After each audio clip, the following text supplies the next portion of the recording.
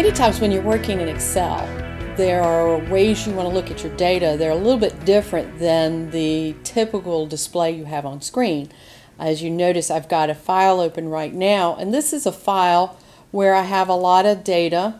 In fact, if I scroll down through the spreadsheet, you'll notice that there's quite a few rows here, and I'm not seeing all of the information. There are several things I can do here.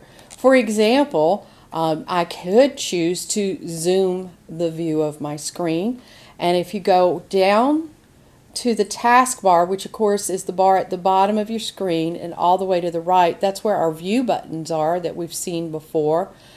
Quick hit on those just to remind you, the normal view is basically your rows and columns like we're looking at them now. Then you have page layout, which shows you what it looks like on a printed page, so it looks like sheets of paper on the screen. And then the third one there is page break preview, which we looked at a little bit more thoroughly in an earlier module. Now I want to go back to normal view. So I'm in normal view, and notice to the right of my view buttons I have my zoom slider. My zoom slider lets me shrink the spreadsheet down so I can slide to the left either by dragging the little pointer on the slider or clicking the minus sign. Now if you're like me, looking at this at 40% is not real useful for looking at data, but maybe you're trying to see something as far as layout and you didn't want to go to page layout view or page break view. The plus sign, of course, zooms you larger and you can go past 100%.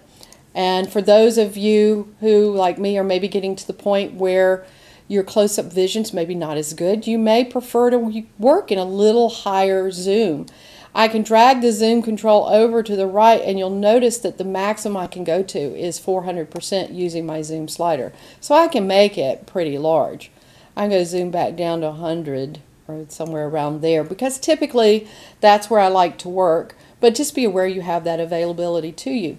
Now up in our ribbon on our View tab, we do have a zoom control here. It's in the third grouping, which is called the zoom grouping. And if I click on that, notice I have some zoom options here too. The largest I can go is 200%. So on our slider in the bottom right corner of the screen, we could go to 400. But in the zoom pop-up here from the view ribbon, I can go to 200%. I also have fit selection, or I can do a custom one. Fit selection, if I click that and I click OK, then it's looking at the fact that I have a cell selected and it's assuming I want it fit on the screen. Obviously I don't want that. On my View tab, I do have in the zoom section 100% choice, so that's a quick hit, take me back to the 100%. So I have various options. The zoom to selection also is there in the zoom grouping on the View tab. Now I'm still on the View tab, and I want to look at a few other things. There's a lot of data here. And I might want to look at the information near the top of my spreadsheet and the information lower down on the spreadsheet at the same time. One of the things I can do is go into the window grouping on my View tab and choose New Window. Now what happens when I choose New Window is I get a second occurrence of the file. This is a copy, and it's really a mirror. It's not a second file. It's the same file seen twice. So you'll notice up in my title bar there's a 2 after my file name, a colon and a 2. It tells me there's 2 copies of this now. And if I come over into the View tab, go to my Window section, the window grouping, right next to New Window is Arrange All. Well, I can click on Arrange All, and it says, well, how do you want to arrange these? And I can tile them, I can do them horizontally or vertically. If I cascade, then it stacks them kind of like if you're looking in a file cabinet and you see the tabs for each one. But let's just go with the tiled. And notice there is a checkbox here, Windows of Active Workbook. I'm not going to choose that right now. I'm just going to click OK. And I did that on purpose. I actually have 3 files open. So when I chose tiled, I can see shipping over in the top left quadrant and shipping in the bottom left quadrant. And I have 2 other files showing up in the top right and bottom right. Now that's not really what I wanted. I'm going to click on those and minimize them out of this view. And I'm going to go back to my Arrange All. And this time I am going to choose Windows of Active Workbook because I really only want the shipping file to be tiled. So I click OK, and it's tiled side by side. This is what we call vertical.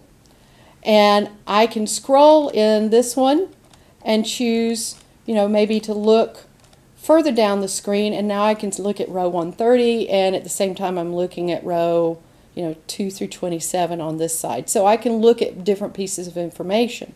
Now an interesting thing here is I can also use this to look at different worksheet tabs. So I'm going to go back and pull up, I believe payroll, we'll restore payroll, and I'm going to maximize it.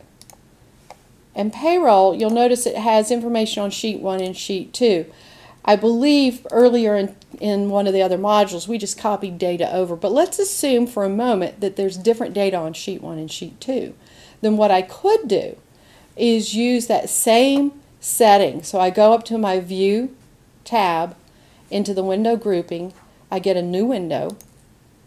Again, I have the :2 on the second occurrence. I do Arrange All. I'm going to do the Active Workbook and click OK. And then on one of them I'm going to choose sheet 2, and on one of them I have sheet 1, so I can compare data. So if I have first quarter and second quarter, or first shift and second shift, and I'm trying to compare data between them and they're on different sheet tabs, this is a great way to do this. The beauty is they're both part of the same file. It's one file, so if I type anything in this screen here, it will be affected in the other version because I'm typing in the one file. So for let's just say for a moment that Terry Roll's hourly rate was changed to $20 an hour. Now if I go over to the other file, I first have to click in the window to activate it, and then I click on the sheet 1 tab, and notice where I changed the $19 an hour to $20 an hour is reflected here because it's one file. I'm just seeing it in two separate windows. Now I'm going to close my extra occurrence of payroll because I don't need that open anymore, and I'll go on and minimize the shipping file here and maximize this payroll file. So it's that simple. I can just close the extra ones, but the change is effective in the entire file. Okay, so we have the ability to arrange the panes. We can arrange panes of the same file. I can see two windows of the same file, or I can look at two separate files. Now I'm going to go back to the shipping file because it's a larger file. It takes up a lot more space on my spreadsheet because I want to show you the freeze panes and the split options. Let's go with split first. If I'm looking at my View tab, still in the Windows grouping, you'll notice you have split and you have freeze panes. Split allows me to split the sheet into 4 quadrants. Notice if I point to it in the grouping, it says it splits it into multiple resizable panes containing views of your worksheet. So I can actually click this, and notice it's chosen where I actually had my active cell.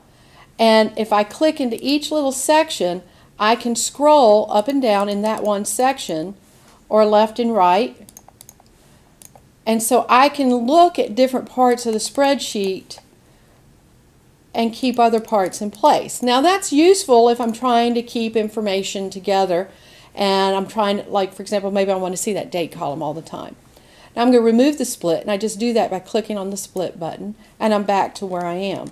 Split works for some people. I actually prefer freeze panes. So I'm going to show you how that one works. In freeze panes, you'll notice I have in row 1 my headers. As I scroll down in my spreadsheet, my headers disappear. So if my data is very similar, for example, I have listings of cities or locations in column D and column E, and I'm way down here and I've forgotten, well, what is that column? Then it's not real useful to me, is it? So I can come up here and I can use the freeze panes. I'm going to just click here in cell A2, and I'll click on freeze panes. Now here's the thing. I have a choice to freeze the top row, and that's basically what we're looking for. I can freeze the first column. So that would keep all of my information in column A in place. So I'm going to show you those first, and then I'm going to show you the first one, which is freeze panes. For freeze top row, doesn't matter where your active cell is as long as it's within your data. I just click that, and you'll see this line that occurs across row 1, And then when I scroll, notice my column headings stay in place. Now I'm going to go back to freeze panes, and notice I have an unfreeze option now. So I'll choose unfreeze, and now my scrolling is back to normal.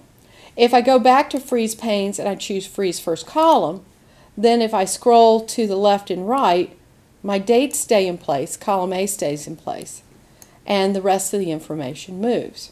And I'll remove that freeze panes, unfreeze.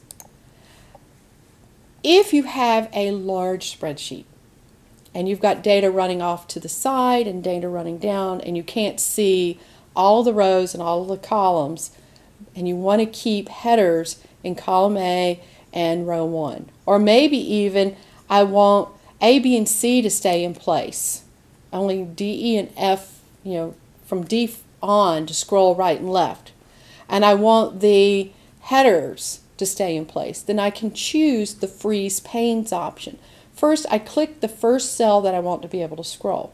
So let's say that I have the date and the first and last name. I always want them there. And I have the headers, and I always want them there. I want to lock them into place, basically. So I go up to my freeze panes. Again, we're at our View tab on the ribbon. In the window group, I'm going to click on freeze panes. And this first one here, it says keep rows and columns visible while the rest of the worksheet scrolls based on your current selection. So what I'm saying is everything above my selection and everything to the left of my selection, freeze it, lock it into place. Everything from my selection on can scroll. So I clicked on freeze panes and I chose the freeze panes. Here's my information. I have a line here showing me where the freeze is. I have a line at the bottom of row 1. And if I scroll down, notice my headers stay in place. If I scroll to the right, columns A, B, and C, which I froze, stay in place. That can be useful even if I'm just trying to line up data and it's still on the same sheet, but I want to get a closer look at what was the total for Sam Johnson. Oh, it was $530. So I might just do that for that type of information too.